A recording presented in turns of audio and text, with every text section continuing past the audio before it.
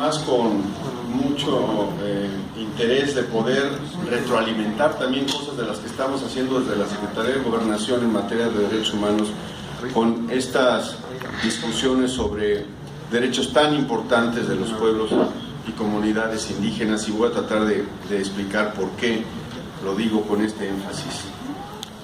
En primer lugar, quiero decirles que para mí, como director de Derechos Humanos de la Secretaría de Gobernación, es un privilegio que me hayan invitado. Jorge, muchas gracias por tener en mente la conexión que debe de tener una política de derechos humanos con los diferentes esfuerzos que en todas las dependencias se están haciendo. A mí me parece que este encuentro nacional pues es un encuentro de derechos humanos.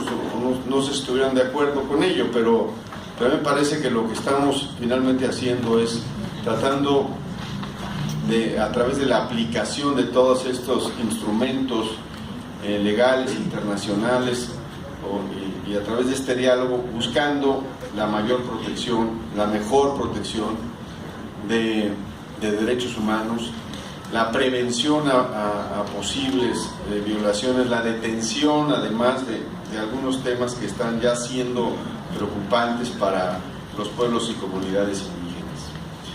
Y por eso, de una manera muy puntual, con mucho interés de que esto, repito, pueda contribuir al beneficio de este diálogo, yo quiero compartirles algunas ideas, primero un poco generales y luego más particulares, de lo que estamos haciendo en materia de derechos humanos sobre los pueblos y comunidades indígenas en el gobierno de México.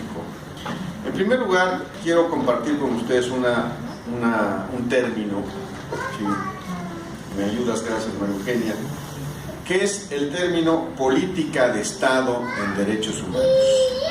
Como ustedes saben, a partir de todo el desarrollo que ha tenido la doctrina y el derecho internacional de los derechos humanos, pues ha impulsado que existan legislaciones, tanto nacionales como internacionales, en materia de derechos humanos. Pero el paso que estamos ahora intentando, y lo digo a nivel mundial, es que los derechos humanos no solo sean leyes, sino sean políticas. Y política significa directrices y acciones de manera organizada y sistemática que realizan los estados. Y México ha querido asumir ese concepto en plenitud, y así se establece incluso en el Plan Nacional de Desarrollo que ha guiado las acciones de este gobierno, de esta administración. Una política que finalmente se traduzca en una cultura, pero no se puede pasar de la ley a la cultura inmediatamente. Las leyes deben de apoyarse en prácticas, en acciones más específicas, que impulsadas desde la autoridad sean secundadas, sean reforzadas por la propia sociedad. Pues partiendo de eso, quiero también llamar su atención sobre otro tema que me parece fundamental que siempre tengamos presente cuando hablamos en México de derechos humanos, y es un hecho fundamental, un hito que ha ocurrido en nuestro país hace 6 años.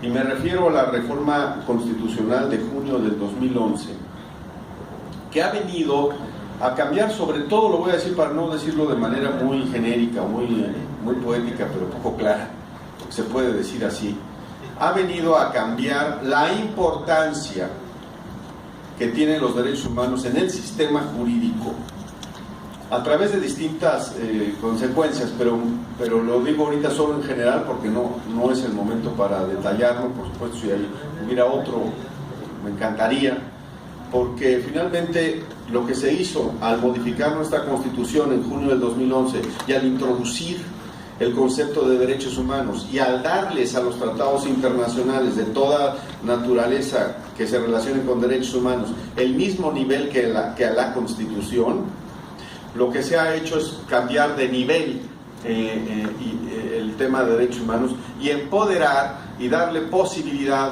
a las personas y a las comunidades de ejercer de una manera más directa y efectiva sus derechos. Y eso es fundamental porque mientras, por obviedad, Mientras menos se conozca este cambio, pues se quedará en letra, se quedará en norma, pero no se aplicará. Y mientras más se aplique, más se convertirá en una realidad. Esta reforma, repito, surge parte, se materializa en junio del 2011. Y además de eso, es una reforma que obliga también, y por lo tanto cambia en las autoridades el nivel de importancia que tiene dentro de lo que hacen respecto a los derechos humanos. Ahí tienen ustedes enfrente lo que es el párrafo tercero del artículo primero constitucional, que aunque pudiera considerarse implícito en toda constitución, porque toda autoridad finalmente está obligada a cumplir con los derechos humanos, ¿o no? Claro. Pero decirlo de manera explícita, y no solamente en general, sino estableciendo las 4 obligaciones que tienen las autoridades en materia de derechos humanos, lo hace mucho más claro. Proteger, respetar, promover y garantizar los derechos humanos son ahora obligaciones que tienen las autoridades en esta materia. Con estos antecedentes, quiero también que ustedes conozcan que como manera para hacer precisamente esta política de derechos humanos, como herramienta, en abril del 2014, el gobierno elaboró, así lo puedo decir en términos individuales porque me correspondió dirigir ese proceso, el Programa Nacional de Derechos Humanos, que es nuestro instrumento rector, ¿no? Lo presentó el presidente de la República y vale la pena que lo conozcamos por algunas de las cosas que voy a decir después que tienen relación con este programa, repito, nacional de derechos humanos. Hasta la foto quise que pusiera, porque no por otra cosa, sino no porque no me fueran a creer que sí se presentó por el presidente, sino por el hecho de que están ahí también los gobernadores.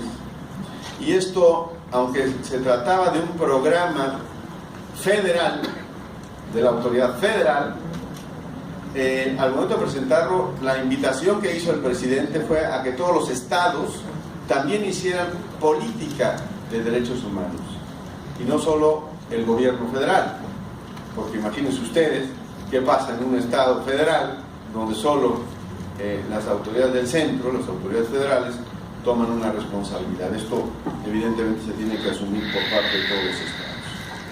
Este programa es un programa, lo digo muy rápido, rector, o sea, debe influir en los demás por su temática, es transversal porque corre toda la administración pública, es progresivo porque el tema de los derechos humanos siempre debe seguir avanzando, tiene alcance nacional porque es una invitación a todos los estados a que se involucren, es participativo porque en su origen y en su implementación tiene mecanismos para que participe la sociedad, las organizaciones y las comunidades, y es evaluable porque tiene indicadores y metas para poder garantizar su alcance. Dentro de los objetivos de este programa, hasta ahí esta va a ser la última lámina sobre el programa y luego entraré a 3 temas que yo considero que tienen especial relación con los derechos de los pueblos y comunidades indígenas a las que ustedes pertenecen o con las que se relacionan. En los objetivos del programa hay algunas cosas que quizá vale la pena enfatizar. Son 6 objetivos, pero solo voy a señalar la palabra que me parece que es importante. En el primer objetivo, la palabra importante es la reforma constitucional del 2011. Ya hablé de ella, el objetivo es implementar. En el segundo objetivo, la palabra clave es prevención. Evidentemente, como lo comentaba ahorita con Ezequiel, al solo darse cuenta que yo me dedicaba a los derechos humanos, me decía, es muy importante que reconozcamos en México los retos que tenemos. A ver, aprovecho para decirlo, ¿no? El gobierno de la República, si se percibe otra cosa es equivocada, y lo digo como responsable de esta materia, no solo reconoce que tiene problemas, sino que son complejos y que son graves, y por lo tanto tenemos que que enfrentarlos con toda determinación. Pues una idea clave es prevención. No es solo atención, sino lograr cada vez más encontrar fórmulas de prevención. Es uno de los objetivos. No puedo detallar todas las acciones que se pretenden realizar, pero esa es la palabra. Garantizar, tercera, o sea, no solamente hacerlo lo inmediato, sino generar los contextos para que esto pueda, el goce de los derechos humanos pueda ser realidad. El objetivo cuarto es protección. Protección significa evitar las violaciones cuando son inminentes o cuando ya han ocurrido, haya medios para repararlas. Quinto, coordinarnos, articulación. Y sexto, información. Este es el esquema, quizá algunos lo habían escuchado antes porque veo algunas caras conocidas, pero quizá otros no, y me da mucho gusto el podérselos compartir. Pensaba yo, después de, digamos, esta presentación general, ¿en qué temas les interesaría a ustedes conocer por la temática en la que trabajan? ¿En qué temas o en qué acciones estamos actualmente trabajando y en las que podría haber una sinergia respecto al tema de los derechos de los pueblos y de las comunidades indígenas? Y llegué a la conclusión de que podrían ser tres. Y me voy a referir a ellas con el